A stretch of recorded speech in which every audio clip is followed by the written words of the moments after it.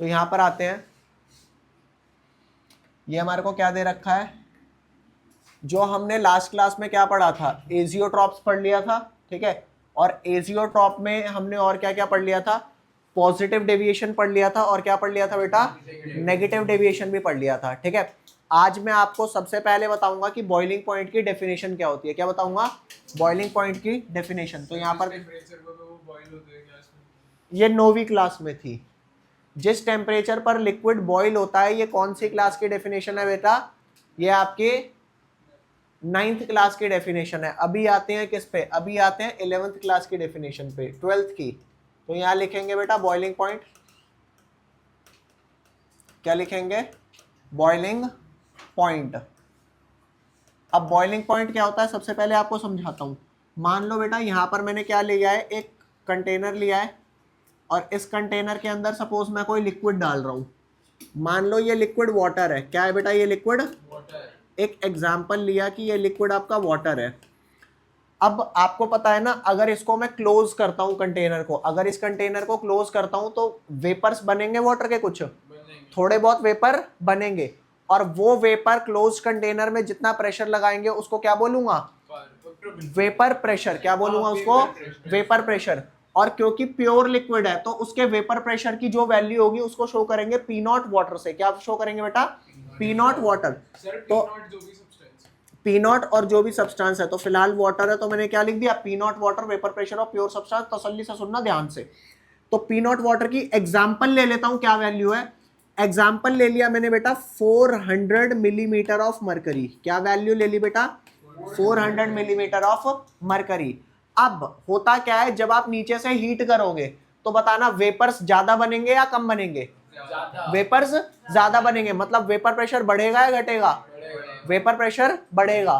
तो अगर vapour pressure बढ़ेगा तो याद ध्यान देना, बाहर का हमारा कुछ प्रेशर होता है ना भाई, ये अगर मेरा एटमॉस्फेयर है, बाहर का अगर मेरा क्या है, ये सपोज एटमॉस्फेयर है, तो एटमॉस्फेरिक प्रेशर कुछ होगा, ठीक है। मान लो एटमॉस्फेयर में 1 atm प्रेशर है, कितना, और 1 atm की वैल्यू कितनी हुआ करती थी बेटा, 1 atm की वैल्यू होती थी 760 मिलीमीटर ऑफ मरकरी। बोल बेटा, 1.01325 बार। तो फिलहाल अगर मैं ये आपको बोलूं कि मेरा एटमॉस्फेरिक प्रेशर जो है फिलहाल वो मेरा एक्सटर्नल प्रेशर है, क्या है, जो मेरा एटमॉस्फेरिक प्रेशर है फिलहाल वो मेरा क्या है, एक्सटर्नल प्रेशर है। तो मुझे वही है ऊपर देख के, यहां ध्यान दे, तो यहां पर ध्यान देना, मैं इस लिक्विड को तब तक हीट करूंगा जब तक लिक्विड का वेपर प्रेशर मेरे एक्सटर्नल प्रेशर के बराबर ना हो जाए। क्यों, क्योंकि जैसे ही एक्सटर्नल प्रेशर के बराबर हो जाएगा लिक्विड का वेपर प्रेशर, तभी जाकर के लिक्विड के जो पार्टिकल है वो हवा में मिल जाएंगे। ये बात समझ में आ रही है। तो the temperature at which vapour pressure of liquid becomes equal to external pressure, हमेशा एटमॉस्फेरिक नहीं बोलना, क्या बोलना है, एक्सटर्नल प्रेशर। तो सबसे पहले बॉइलिंग पॉइंट की डेफिनेशन लिखेंगे बेटा, लिखना चालू कर। वेरी गुड, जिसपे वेपर प्रेशर क्या हो जाता है, एक्सटर्नल प्रेशर के, वेरी गुड। और उस टेम्परेचर को, जिस टेम्परेचर पर ऐसा हुआ है उस टेम्परेचर को बोलूंगा boiling point of that liquid. Is that clear, लिखना चालू करो फटाफट। जिस टेम्परेचर में वही टेम्परेचर, दैट टेम्परेचर, हाँ रे, the temperature at which liquid boils. ये कौन सी क्लास की डेफिनेशन थी, 9th क्लास की। अभी 9th क्लास से आगे आ चुके हैं ना, तो क्या लिखेंगे, the temperature at which vapour pressure of liquid becomes equal to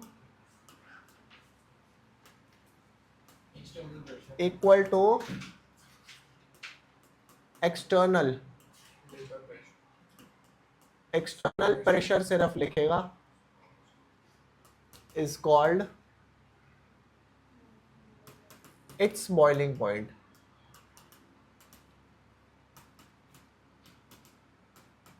ये वाली बात समझ में आ रही है, is called its boiling point। फटाफट लिखेंगे, is called its boiling point, तसल्ली से लिखेंगे बेटा।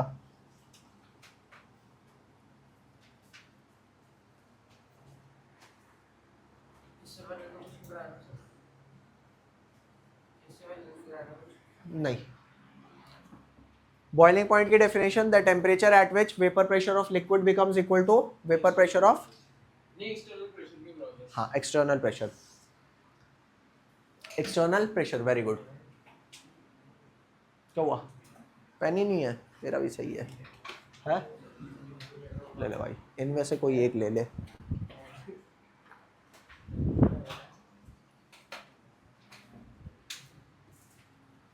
लिख लिया भैया, हाँ लिख लिया।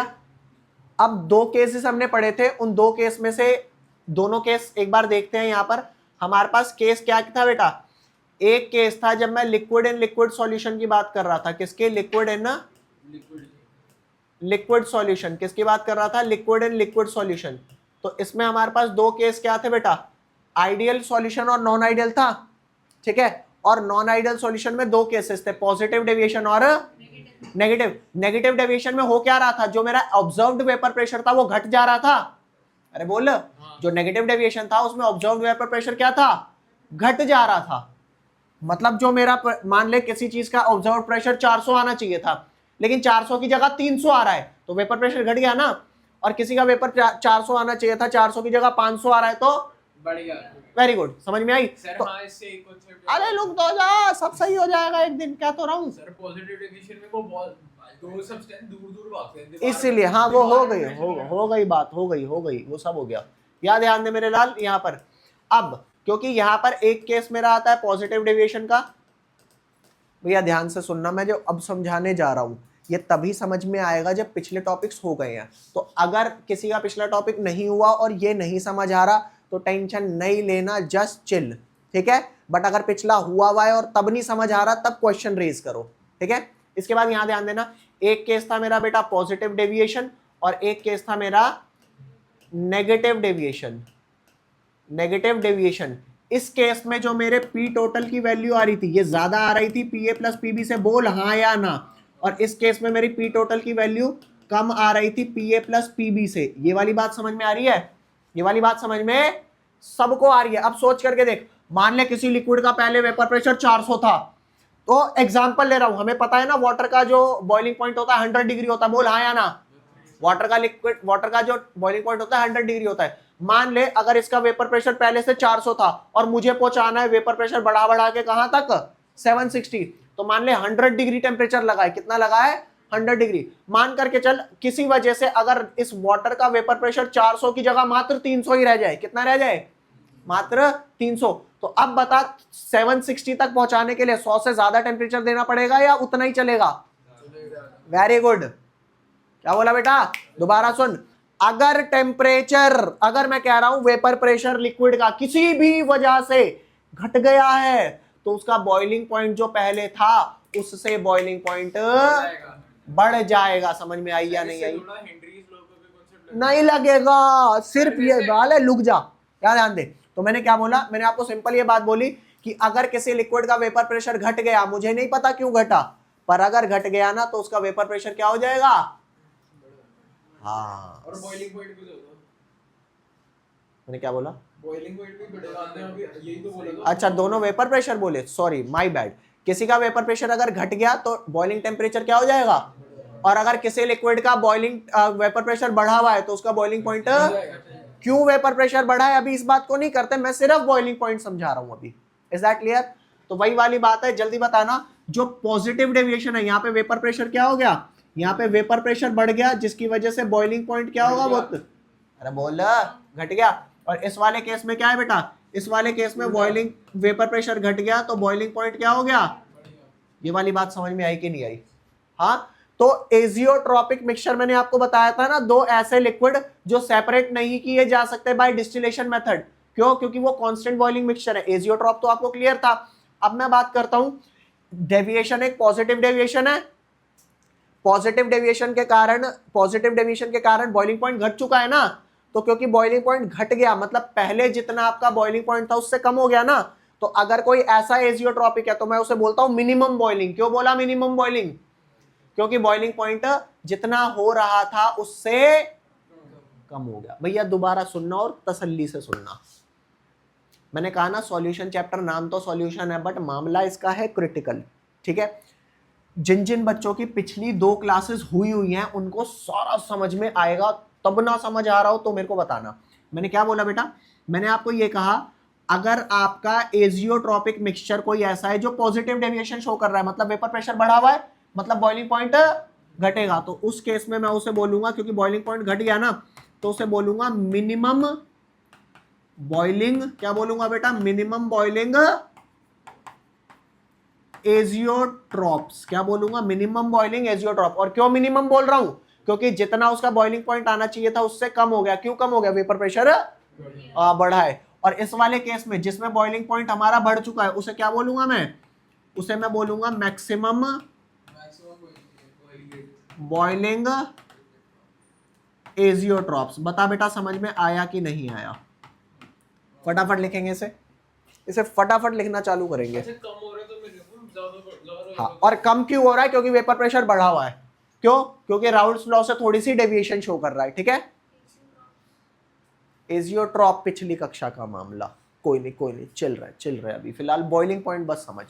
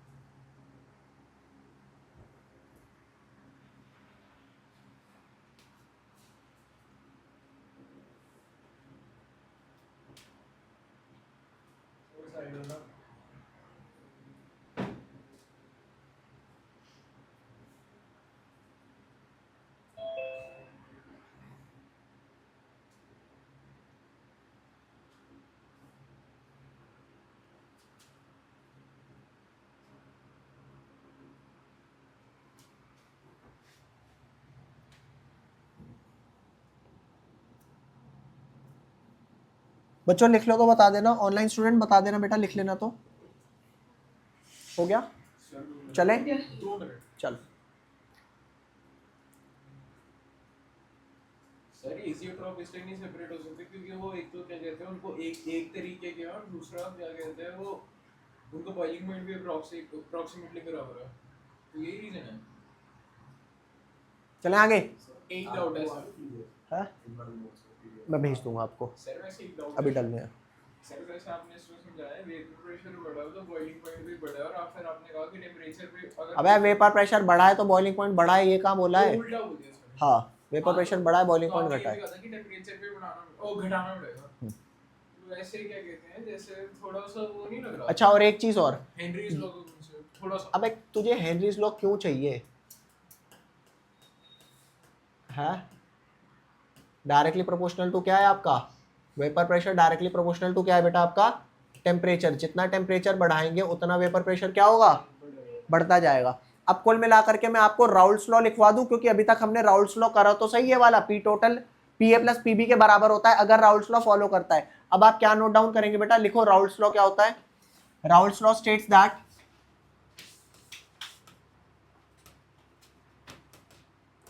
Raoult's law states that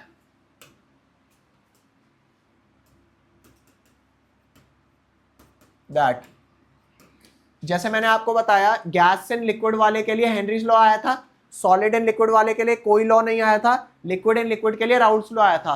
तो जो आपका राउल्ट्स लॉ वैलिड होगा वो लिक्विड एंड लिक्विड सॉल्यूशन के लिए वैलिड होगा।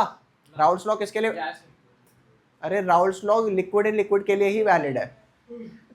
अच्छा बच्चों एक काम करना, अब इस बार जो संडे को आपकी क्लास होगी, ठीक है, तो उसमें सारे आना, पिछला कोई सा भी कॉन्सेप्ट आपका डाउट है मैं वो कराऊंगा, बैकअप भी होगा और डाउट भी होगा। तो प्लीज ध्यान रखना कि जितना चैप्टर अभी तक हो गया है वो आप अच्छे से समझ लो।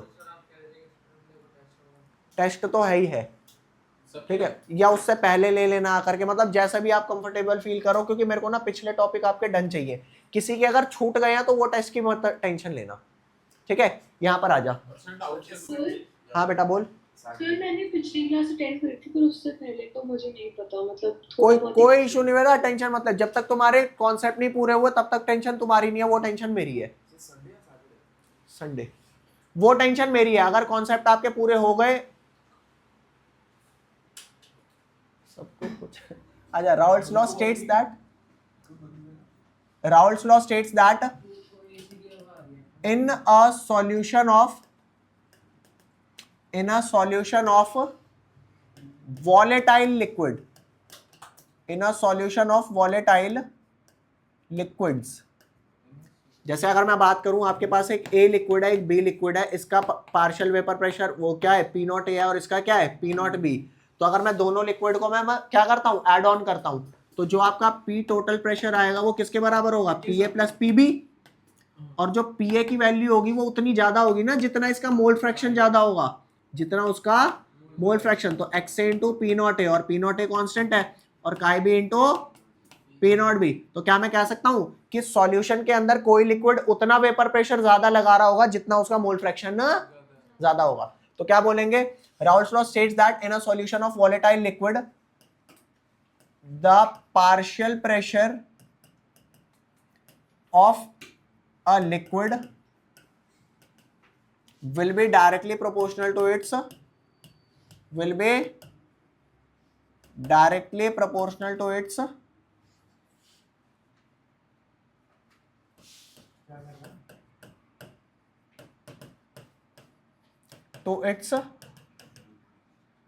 क्या, mole fraction, it's mole fraction. Is that clear? ये आपका क्या है, राउल्ट्स लॉ है, ये आपका फाइनल राउल्ट्स लॉ है, ठीक है। जब पार्शियल वेपर प्रेशर दोनों का सम के बराबर आता है तो बोलते हैं राउल्ट्स लॉ फॉलो कर रहा है, और जब नहीं आता तो बोलते हैं राउल्ट्स लॉ फॉलो नहीं कर रहा। Very good. आइडियल और नॉन आइडियल, या फॉलो करते हैं, नॉन आइडियल। हाँ ठीक है भैया, ये आपका हो गया, इसे लिख लो। सबको तो समझ आना शुरू हुआ है। अच्छा सबको x का भी अलग है, x के आगे P0 A, ये इसके आगे P0 A दिखाई नहीं दे रहा क्या? ले तो x से P0 A है। हाँ x से P0 A। अरे रुक जा, मैं इसे दोबारा लिख देता हूँ। कोई नहीं मैं समझ गया, लकवा मार गया है बेचारे को, ठीक है। काई इंटू P0 A।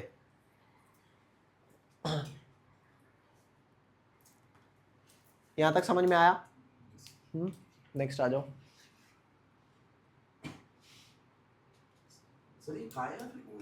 काय, एक्स बना दो, वैसे से बोलते काय है, काय, ठीक है। चले आगे, हाँ नेक्स्ट आ जाओ।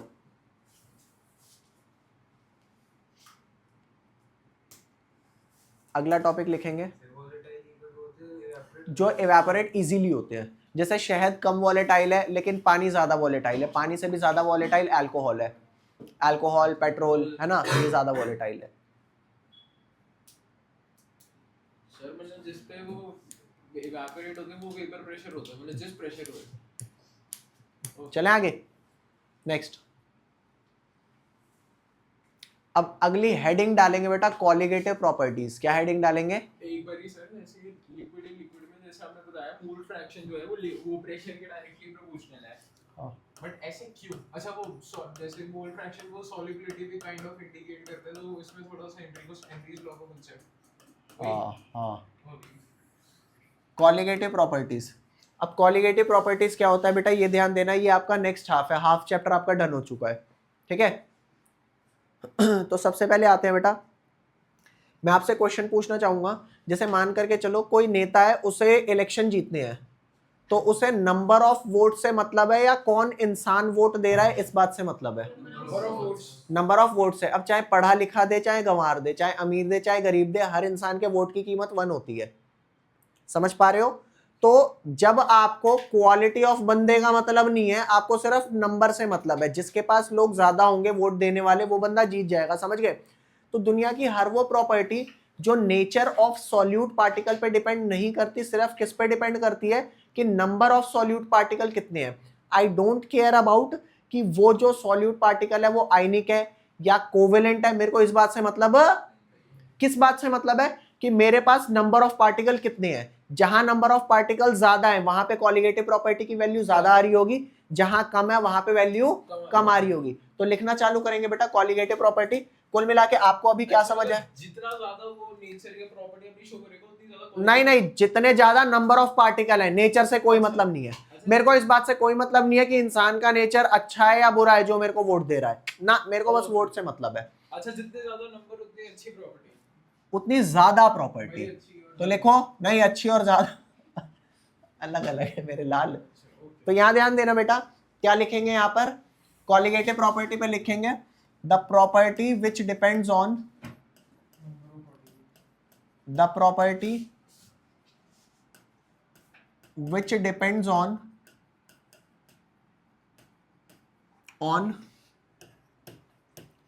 number of solute particle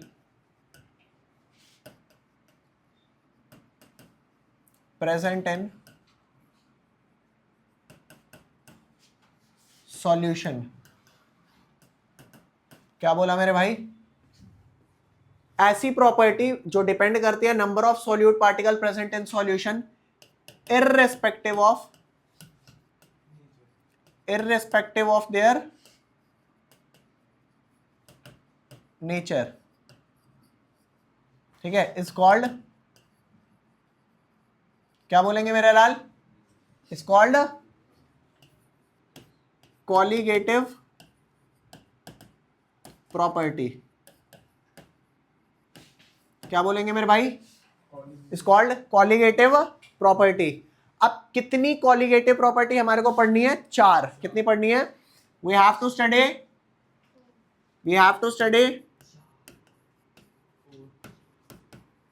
study 4 different types of colligative property। कौन कौन सी बेटा? पहली का नाम है आपका relative lowering of vapour pressure.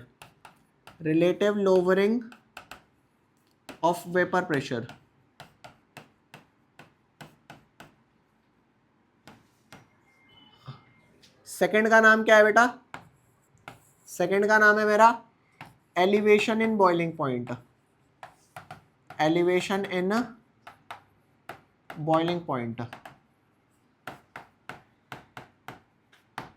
और थर्ड का नाम क्या है? Depression in freezing point.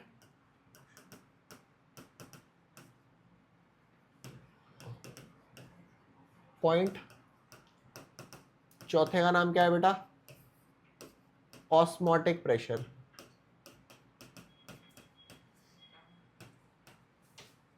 क्या नाम है? Osmotic pressure. सबको लिखो RLVP, relative lowering of vapour pressure को अपन शो करेंगे RLVP। मेरे घर के बनाए हुए नहीं है RLVP, यूज होता है RLVP, relative lowering of vapour pressure. Elevation in boiling point को EBP ले लो मजे। अगला DFP। अगला OP। ठीक है बेटा, तो तसल्ली से लिखो OP।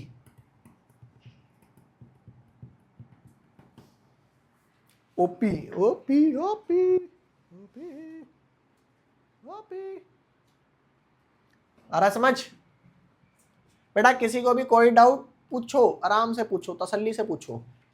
एक बार पूछो फिर बार बार पूछो, ठीक है रे? लिख लिया? अरे बोल दो ना जरा। लिख ले मेरे भाई, लिख ले। कलर भर देता हूँ तेने, खाली आदमी क्या करेगा, कलर भरेगा। हो गया है। नेक्स्ट आजा मेरे भाई, नेक्स्ट आजा।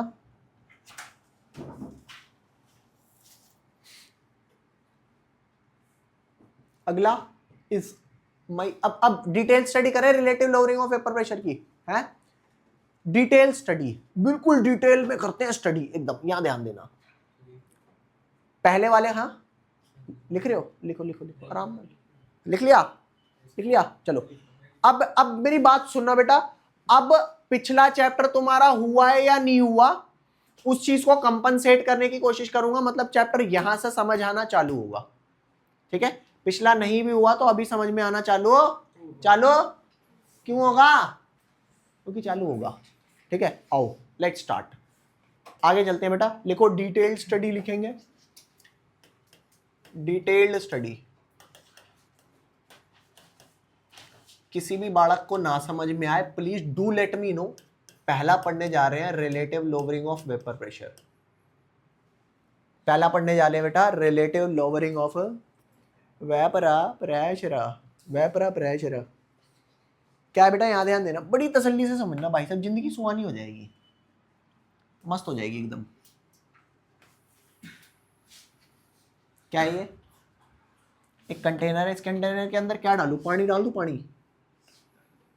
डाल दे मेरे भाई, थोड़ा पानी डाल दे, थोड़ा हमें भी दे दे, ले डाल दिया पानी है। अब मेरी बात सुनना बहुत तसल्ली से, बहुत तसल्ली से बात सुनना भाई साहब। तुमने ये वाला फिनोमेना ऑब्जर्व कर रखा है। चाय बनाई है कभी किसी ने, चाय बनाई है, ठीक है, बात करेंगे, चाय पे चर्चा करेंगे, ठीक है। मोदी जी जब आते हैं ना चाय पे चर्चा करने, तो आधी तो धड़कन वैसी बढ़ जाती है, क्या बोल के जाएंगे, तो यहां ध्यान देना। तो ये रहा आपका वाटर लिक्विड है, इसे ऐसे बंद रखूंगा तो बताना वेपर प्रेशर लगाएगा नहीं लगाएगा, मतलब वेपर्स तो अब भी बन रहे हैं ना, वेपर प्रेशर और लग रहा है। अब मैं इसके अंदर क्या करता हूं मेरे भाई, इसके अंदर मैं कुछ घोल देता हूं, बताओ क्या घोलूं इसके अंदर, नहीं चीनी घोलेंगे, क्या घोलेंगे, चीनी। तो ये जो मेरा सपोज ये मेरा वाटर है, इस वाटर के अंदर मैं बाहर से क्या डिसॉल्व कर देता हूं, शुगर। अब तुम्हें पता है वाटर तो फिर भी वोलेटाइल है, लेकिन शुगर क्या है, शुगर में जैसे मैं यहाँ पानी फेंक के चला जाऊं तो पानी 2-3-4 दिन बाद इवेपोरेट हो जाएगा, लेकिन शुगर देखो चींटी ले जाए तो ले जाए, बट शुगर अपने आप उड़ने नहीं वाला। इनफैक्ट अगर मैं कहूं कैम्फर रख दो उड़ जाएगा, नैफ्थलीन बॉल्स रख दो जो वॉशरूम में होती है वो भी उड़ जाती है, सबलाइम हो जाती है ना, लेकिन आपका ये क्या बोलते हैं शुगर नहीं उड़ेगा। तो क्यों, क्योंकि शुगर नॉन वॉलेटाइल है। तो यहां पे मैं कह रहा हूं कि जो मेरा शुगर है, ये शुगर मेरा है क्या भाई, शुगर मेरा नॉन वॉलेटाइल है। अब आपसे क्वेश्चन पूछता हूं, मान लो ये वाटर वेपर प्रेशर तकरीबन कितना लगा रहा था, pure water P not water vapour pressure लगा रहा था 400 मिलीमीटर ऑफ मरकरी। अब इसके अंदर सपोज मैं 1 मोल या 2 मोल शुगर डिसॉल्व कर रहा हूं, तो आपसे ऐसे ही पूछ रहा हूं, मुझे सही, आप अपने विचार रखना। अगर मैं इसके अंदर नॉन वोलेटाइल शुगर डालूंगा तो आप बताओ इसका वेपर प्रेशर घटेगा बढ़ेगा या सेम रहेगा, अगर ये बंद ही रहता है कंटेनर। तो एक एग्जांपल के तौर पे कुछ भी दिमाग लगा करके दो मेरे को, कोई इम्पैक्ट नहीं आएगा, मैं और कोई बोलो,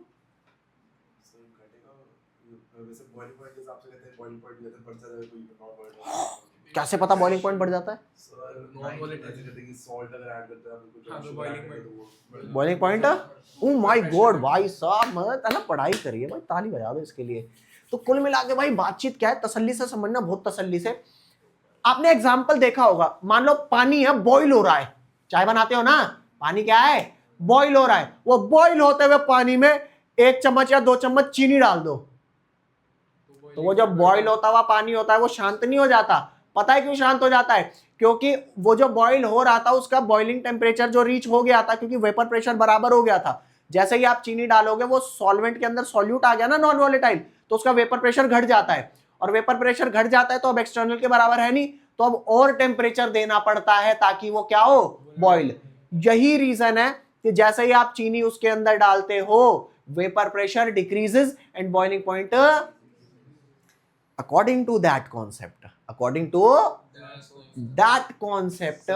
शुगर नॉन वोलेटाइल था, जैसे ही पानी में डाला तो पानी का वेपर प्रेशर घट गया, जिसकी वजह से बॉइलिंग पॉइंट, और वेरी गुड। अब यहाँ पर मेरी बात सुन, रुक जा यहाँ वेपर प्रेशर घटा क्यों? बता तो रहा हूं, रुक जा, ये देख क्या बोला हमने। कहा जब आप कोई भी नॉन वॉलेटाइल सॉल्यूट किसी भी वॉलेटाइल सॉल्वेंट में डालते हो, उसका वेपर प्रेशर घट जाता है। हाँ, और वेपर प्रेशर घट जाता है जिसकी वजह से बॉइलिंग पॉइंट बढ़ जाता है। हाँ, तो ये दोनों क्या रिलेटेड नहीं है? दोनों रिलेटेड है। तो तीसरे वाला भी रिलेटेड है सर सारे ही रिलेटेड है सर, क्योंकि अगर पर तो क्यों कर पता लगेगा कि ये रिलेटेड है भी या नहीं, वो तो अभी रिलेट करेंगे ना, समझ रहे हो? बॉइलिंग पॉइंट बढ़ेगा तो वो फ्रीजिंग पॉइंट भी घट जाएगा। अता अता क्यों फ्रीजिंग पॉइंट सर स्नो पे सॉल्ट डाल दो इसको, है? स्नो पे सॉल्ट डाल दो इसको, मेल्ट करने जाता है। हाँ हाँ, अरे भाई तू सब पढ़ के आया है रे, चल रहा है क्या स्कूल में ये? भाई उसने सब नौ सॉल्ट डालते हैं, उसने सब 9वीं में पढ़ लिया है मेरे भाई। ठीक है, बिल्कुल सही बात बोली और ये क्वेश्चन आता भी है, ठीक है? मैं जैसे कई कंट्रीज होती है वहां पे हमेशा ही ठंडा पानी रहता है, तो बर्फ पे गाड़ी चलाना डेंजरस हो सकता है, आपका सारा ही टायर का वो कंट्रोल लॉस हो जाएगा। तो वहां पे बर्फ को पिघलाने के लिए हम करते क्या है, उस पे नमक डालते हैं। दुनिया का सबसे सस्ता जो आपका नॉन वॉलेटाइल सॉल्यूट है वो नमक ही है, आज भी बेचारा 25 रुपए किलो ही मिल रहा है, आटा तक इससे ज्यादा महंगा हो गया। समझ रहे हो बात को? तो कुल मिला के स्नो डालते हैं, स्नो खाने वो जो स्नो नहीं सॉल्ट डालते हैं, वो खाने वाला सॉल्ट नहीं होता, रॉ सॉल्ट होता है, ऐसे ही वो डालते हैं और वो बर्फ क्या हो जाती है, मेल्टिंग पॉइंट घटने के कारण वो पिघल जाती है। क्यों? क्योंकि सराउंडिंग में उतना कम टेम्परेचर नहीं होता सो दैट कि वो बर्फ जमी रह सके। ये वाली बात हम करने वाले हैं। तो ये देखा, सच्ची बताऊं ये सारे रिलेटेड है, बट मुझे कैसे पता लगेगा सारे रिलेटेड? अब एक एक कॉन्सेप्ट समझना, मैंने ये डिस्क्लेमर पहले ही दे दिया है। अब अगर आपकी पिछली क्लासेस छूटी भी हुई है, स्टिल मैं कोशिश करूंगा कि हर बात आपको समझ आए। अब अगर आपको कोई चीज नहीं समझ आ रही है आप पूछ सकते हो, जैसे इससे पहले मैंने आपको बोला था कि अगर ना समझ आ रहा हो तो टेंशन मत लेना, ठीक है? फर्स्ट हाफ खत्म हो चुका है, सेकेंड हाफ हमारा चालू है। तो यहां ध्यान देना, relative lowering of vapour pressure का पहले तो रीजन समझाता हूं कि वेपर प्रेशर क्यों लोअर हुआ है। रीजन समझना, भी रीजन नहीं बोला था भैया, रीजन देखना। होता क्या है, मान लो इसके सरफेस पे कोई भी कंटेनर है ऐसा, तो उसके सरफेस पे जब तक मैंने शुगर नहीं डाली थी तो सरफेस पे क्या था, सिर्फ और सिर्फ वाटर। और आप जानते हो कि इवेपोरेट होना एक सरफेस फिनोमिना है, सरफेस एरिया ज्यादा तो इवेपोरेशन ज्यादा। बट जैसे ही मैं उसके अंदर डाल दूंगा शुगर, अब शुगर में डिसॉल्व करूंगा और कर दूं, हो गई ना डिसॉल्व, और थोड़ी सी कर दी, तो अब वो शुगर जो है वो पूरे बल्क में और सरफेस पे फैल चुका है। तो जो सरफेस पे पहले आपका सिर्फ और सिर्फ वाटर था सो दैट की इवेपोरेशन हो पा रहा था और वेपर प्रेशर लग रहा था, अब सरफेस पे और कौन आ गया है? अरे बोल, सरफेस पे क्या डिसॉल्व हो गई? वो तो बल्क में भी हुई है, बट बल्क से थोड़े चीज इवेपोरेट होती है, इवेपोरेशन तो सरफेस फिनोमिना है ना? अरे बोलो। तो कुल मिला के अब जब सरफेस एरिया कम हो गया वॉलेटाइल लिक्विड का, क्योंकि नॉन वॉलेटाइल सॉल्यूट आ गए, तो बताओ सरफेस कम अवेलेबल है तो वेपर्स कम ही तो बनेंगे। दैट्स व्हाई जो वेपर प्रेशर है वो घट रहा है। सरफेस एरिया की वजह से। वेरी गुड, समझ में आई बात? तो आप क्या लिखेंगे, इसका की कॉन्सेप्ट लिखेंगे कि पहले सरफेस पे सिर्फ वॉलेटाइल सॉल्वेंट था जो वेपर्स बना पा रहा था। जैसे ही आपने सॉल्यूशन बनाया, सॉल्यूशन बनाने के बाद जो सॉल्यूट के पार्टिकल अब सरफेस, भाई वो तो बल्क में भी आए हैं, बट ये बल्क फिनोमिना थोड़े है। मेरे को जो इवेपोरेशन का फिनोमिना है वो बल्क नहीं है। अरे भाई मैं ये पिंक कलर से शुगर दिखा रहा हूं, यूं मत कहना कि ये सूसरी डिजोल्व ही नहीं हुई सर जी, थोड़ा और करो, मैं तो शो कर रहा हूं कि पार्टिकल है। तो अब समझ में आ गया। तो यहां पर आप क्या लिखेंगे, आप लिखेंगे यहां पे वेपर प्रेशर। बच्चों अगर आप इसका की कॉन्सेप्ट समझ गए तो मेरे को मैथमेटिक्स समझाने में टाइम नहीं लगेगा। अच्छा एक बात और बता देना, कितने बच्चों पे मैथ्स नहीं है? आप दोनों पे नहीं है। और बेटा ऑनलाइन किन किन स्टूडेंट्स पे मैथ्स नहीं है? एक बार नाम बता दो अपना अपना। मेरे पास मन्नत पे नहीं है, बाकी बेटा बाकी सब पे मैथ्स है। चलो बहुत बढ़िया, अगर आप पे मैथ्स है, क्योंकि मैं वो वाली बात है ना दिमाग में लेकर के चलूंगा, जिन जिन पे नहीं है उनको फिर मैं स्पेशली मैथ्स भी समझाऊंगा। तो यहां पर ध्यान देना मेरे भाई, वेपर प्रेशर ऑफ सॉल्वेंट जो होता है वो ज्यादा होता है, but when we add non volatile solute vapour pressure decreases. Why? Because evaporation is surface phenomena, और सरफेस पे आपका क्या आ जाता है, सॉल्यूट पार्टिकल आ जाते हैं non volatile, which reduces the surface area of volatile component, hence vapour pressure. ये बात अंग्रेजी में लिखने जा रहा हूं. हाँ सर वो इस पे वेरी नहीं कर सकता अगर ये शुगर है सॉल्ट है और क्या है, नहीं, लाइक वो हमेशा सेम ये कॉलिगेटिव प्रॉपर्टी है. मेरे को बस नंबर ऑफ पार्टिकल पे मतलब है. नंबर ऑफ पार्टिकल अगर शुगर के बराबर है और सॉल्ट के भी बराबर है तो वेपर प्रेशर सेम अमाउंट से डिक्रीज होगा. आई डोंट केयर अबाउट वो आयनिक है, आई डोंट केयर अबाउट वो कोवेलेंट है, मेरे को किसी बात, मेरे को नंबर से मतलब है. Is that clear? वो नंबर वाला भी क्या मामला है, देखो मैं आपको एक बात बताता हूं, अगर भगवान झूठ ना बुलवाए तो आपको सॉल्यूशन में पीएचडी नहीं हो जाने वाली, बट स्टिल आप अपने क्वेश्चन पूछते रहना, जितना ज्यादा जान पाओगे उतना ज्यादा समझ पाओगे. ठीक है, तो यहां लिखना वेपर प्रेशर ऑफ सॉल्वेंट, या आप लिखो vapour pressure of pure solvent, लिखते रहना, साथ साथ लिखते रहना. Pure solvent is more, and when we add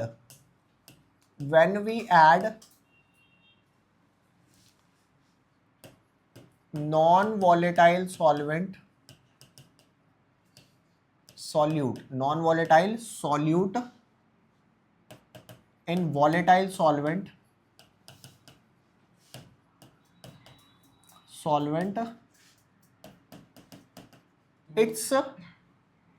it's नहीं, then vapor pressure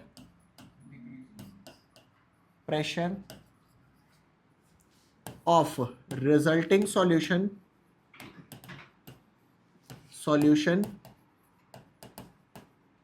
decreases. क्यों डिक्रीज हो रहा लाला? सर क्योंकि वो सरफेस एरिया घट रहा एज है ना. Formation of vapour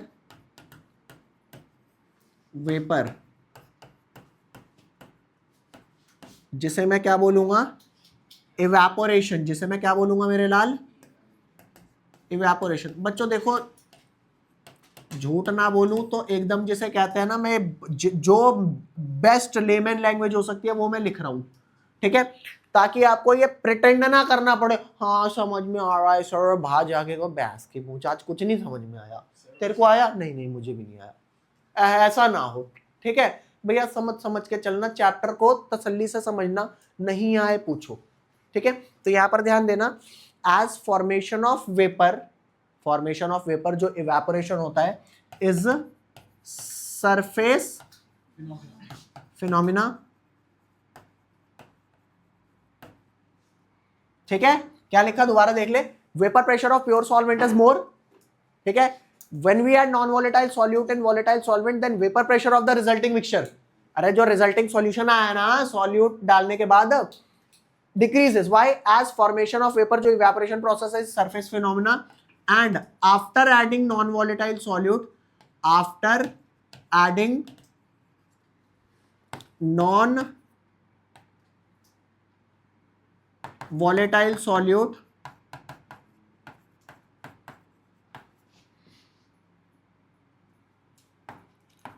surface area of volatile decreases. solvent particle decreases. मतलब उसकी मोल फ्रैक्शन भी घट रही है इसमें, हाँ, तो वो सब एरिया भी घटेगा, resulting in decreasing vapour pressure. lower vapor pressure. बोल मेरे लाल, resulting in lower vapour pressure. बच्चों आप पे जबरदस्ती हाँ कहने का कोई प्रेशर नहीं है, दोबारा कह रहा हूं, आपके पास जबरदस्ती हाँ कहने का कोई प्रेशर नहीं है. डोंट टेक एनी टेंशन, जबरदस्ती हाँ नहीं कहनी.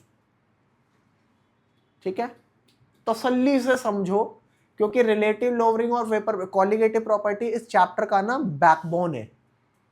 तो अगर बैकबोन मामला नहीं सही हो पाएगा तो हमारे को दिक्कत आएगी चैप्टर में। यहां परेशान मत होना, बिल्कुल तसल्ली से पूछो बेटा, एक एक चीज की एक्सप्लेनेशन है यहाँ पर,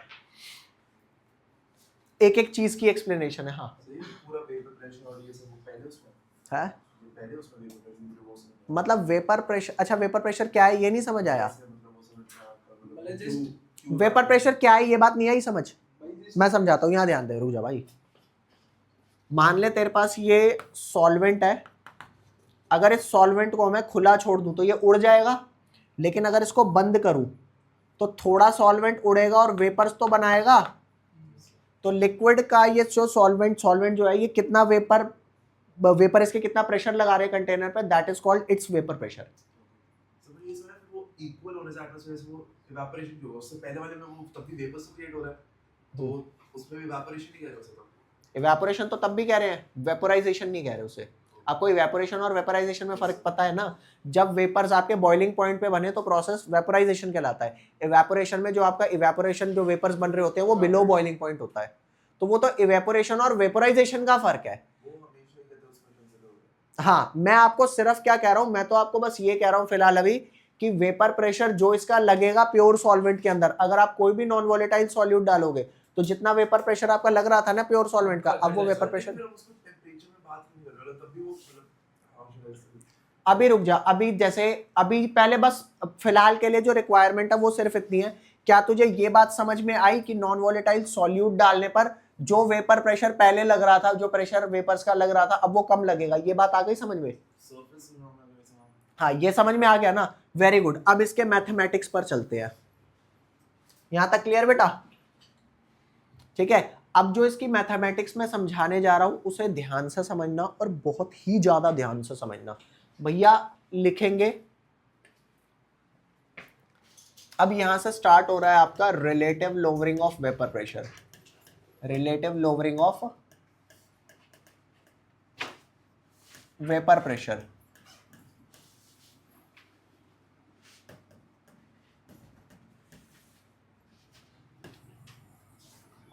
relative lowering of vapour pressure, ये वाली बात समझेंगे बहुत तसल्ली से समझना, कोई जल्दबाजी नहीं है। पता है साहिल, बात सुनो, सॉल्वेंट को बोलते हैं 1 और सॉल्यूट को बोलते हैं 2। तो हम क्या कर रहे हैं, हम यहां पर ले रहे हैं let us take a volatile solvent. क्या लिया बेटा हमने? Let us take a volatile solvent.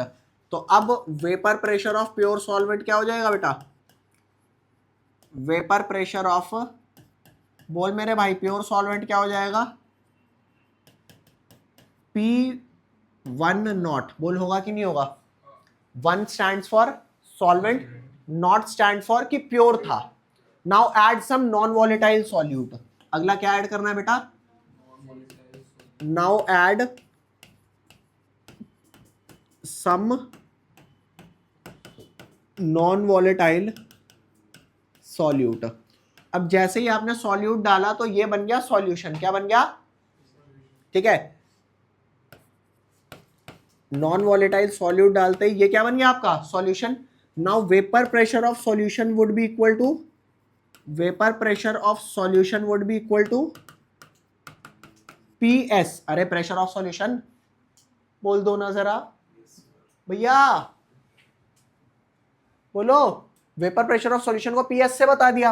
अब जो आपका vapour pressure of solution PS है, जो आपका vapour pressure of solution PS है, वो किस किस की वजह से आ रहा होगा? Pressure of solvent plus pressure of solute. बोलो हाँ या ना, बोल रहे? और भैया आप समझना साहिल, जो प्रेशर होता है ना वो डायरेक्टली प्रोपोर्शनल होता है मोल फ्रैक्शन के, और डायरेक्टली प्रोपोर्शनल हटाएंगे तो एक कांस्टेंट आएगा P नॉट, और वो कांस्टेंट होता है उस चीज का वेपर प्रेशर प्योर कंपोनेंट का, जब वो सॉल्यूशन में ना हो। जैसे दोबारा, जैसे मान ले प्योर वाटर है, ये वाटर प्योर जब था तब क्या प्रेशर लगा रहा है उसे बोलेंगे P नॉट वाटर। तो अगर इसके अंदर मैं थोड़ा सॉल्यूट डाल दूंगा तो अब सॉल्यूशन बन गया ना। तो pressure of solvent, pressure of water plus pressure of solute जो होगा वो किसके बराबर होगा, प्रेशर ऑफ वाटर आएगा, मोल फ्रैक्शन ऑफ वाटर क्या है, इनटू में पी नॉट ऑफ वाटर। ठीक है, कोई नहीं, अभी ये वाली बात मेरे को तसल्ली से समझानी है, बहुत तसल्ली से, टेंशन मत लेना, नहीं समझ आया तो हाँ ही मत करना। क्या मैं कह सकता हूं कि जब सॉल्वेंट प्योर था तो वेपर प्रेशर P1 नॉट था? क्या मैं कह सकता हूं कि जब मैं उसमें नॉन वॉलेटाइल सॉल्यूट डालूंगा तो अब जो प्रेशर ऑफ सॉल्यूशन आएगा वो सॉल्वेंट प्लस सॉल्यूट के प्रेशर के बराबर होगा? अब प्रेशर ऑफ सॉल्वेंट जो होगा वो क्या होगा, मोल fraction of solvent into vapour pressure of pure solvent, plus solute का क्या कंपोनेंट का होगा, इसका मोल फ्रैक्शन इनटू में इसका प्योर का वेपर प्रेशर। अब जल्दी बताओ, अगर सॉल्यूट मेरा नॉन वॉलेटाइल है तो क्या उसके वेपर्स बन रहे होंगे? अगर सॉल्यूट आपका नॉन वॉलेटाइल है तो क्या उसके वेपर प्रेशर बनेंगे? नहीं। तो अगर वेपर बनेगा ही नहीं तो जल्दी बता मेरे लाल, P2 नॉट की वैल्यू क्या होगी? Since solute is non volatile, बोलो मेरे लाला, which implies P2 naught, vapour pressure of pure solute क्या होगा? मतलब Chi2 into P2 naught which is equal to pressure of solute, it would be equal to, अरे बोलो, बोल दो ना जरा, बोलो बोलो बोलो, किसको याद कर रहा है? चल नहीं तो चुप रहता ना, मुझे अच्छा नहीं लगता, लेकिन तू चुप ही रह, यहाँ ध्यान दे। आई बात समझ? तो P2 की वैल्यू बता, जीरो हुई कि नहीं हुई? अरे बोल। तो PS की जो वैल्यू आई होगी, जो प्रेशर ऑफ सॉल्यूशन की वैल्यू आई होगी वो सिर्फ Chi1 इंटू P1 नॉट होगी या नहीं होगी? बोल हाँ या ना।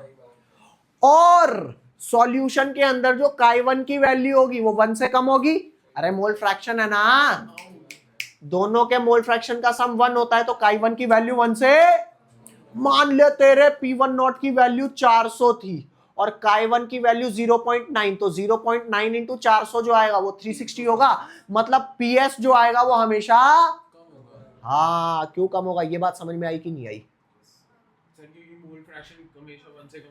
क्योंकि मोल फ्रैक्शन हमेशा 1 से, which implies PS will always be less, equal to भी नहीं लिखूंगा, will always be less than P1 not. बोलो हाँ या ना। तो छच्ची छच्ची बताना कि लोवरिंग ऑफ वेपर प्रेशर हुआ ना नॉन वॉलेटाइल सॉल्यूट डाल। तो यही तो भौंक रहा हूं कितनी देर से। बोल लाला, बोल। मैं नहीं बोलता, तुझे पता होना चाहिए ये।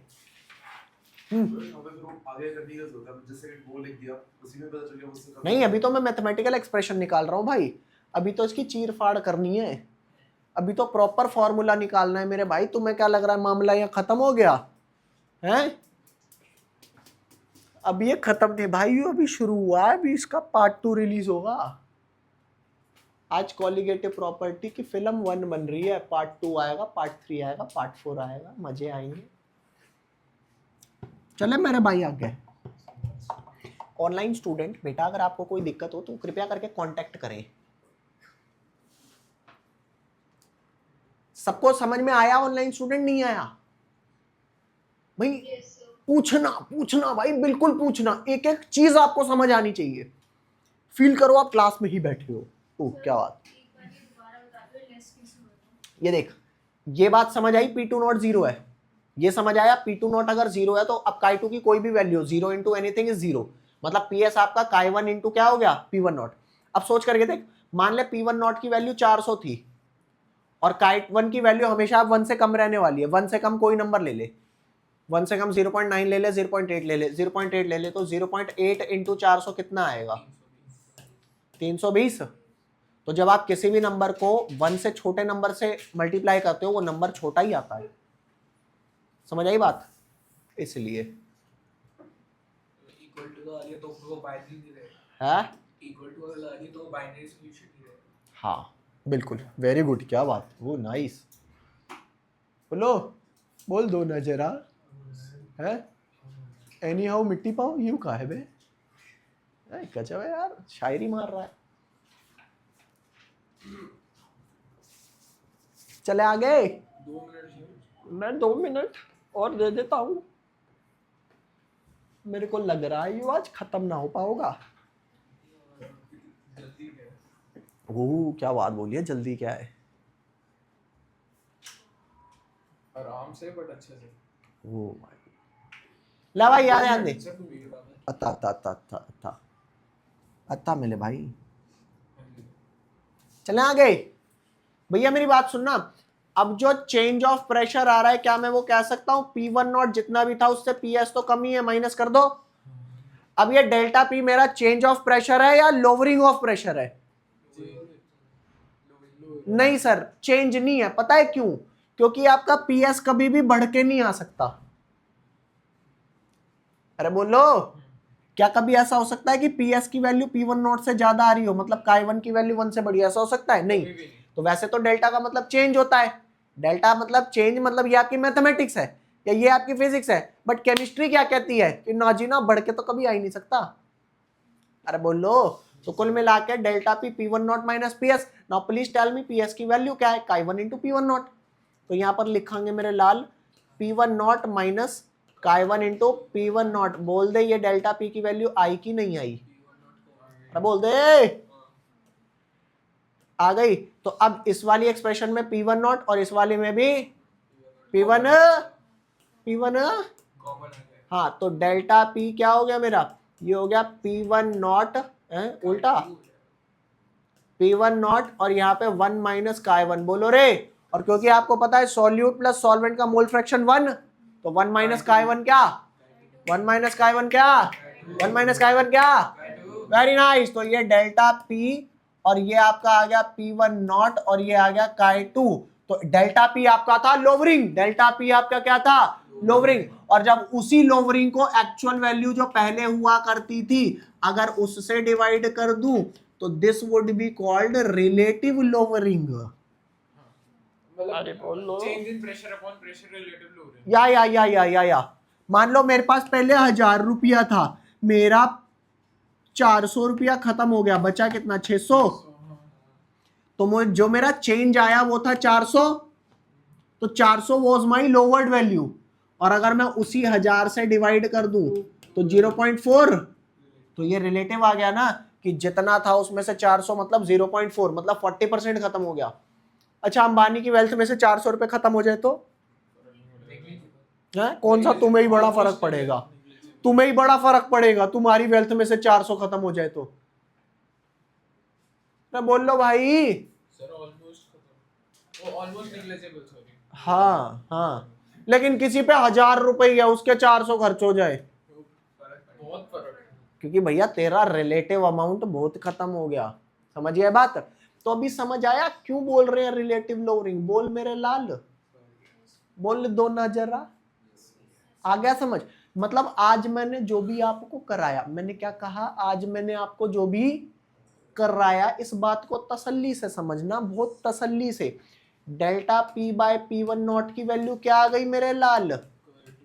Chi2। और Chi2 होता क्या है? मोल फ्रैक्शन ऑफ सॉल्यूट, मतलब number of mole of solute upon में number of mole of solvent plus number of mole of solute. बोलो, अरे बोलो। ये जो आपको मैंने फॉर्मूला कराया ना भाई, ये 99% हो गया। कितने परसेंट बचा? अरे relative lowering of vapour pressure मेरे भाई 99% हो गया। बचा कितना? 1%। बेटा जो 1% बच गया वो मैं आपको कराऊंगा अगली कक्षा में, ठीक है? तब तक के लिए हैव अ नाइस डे। ठीक है बेटा? अच्छा एक काम करना, नेक्स्ट क्लास में अगर आपको यहां तक कोई डाउट हो तो पूछना,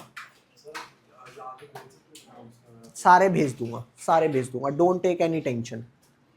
ओके बेटा, मिलते हैं अगली क्लास में।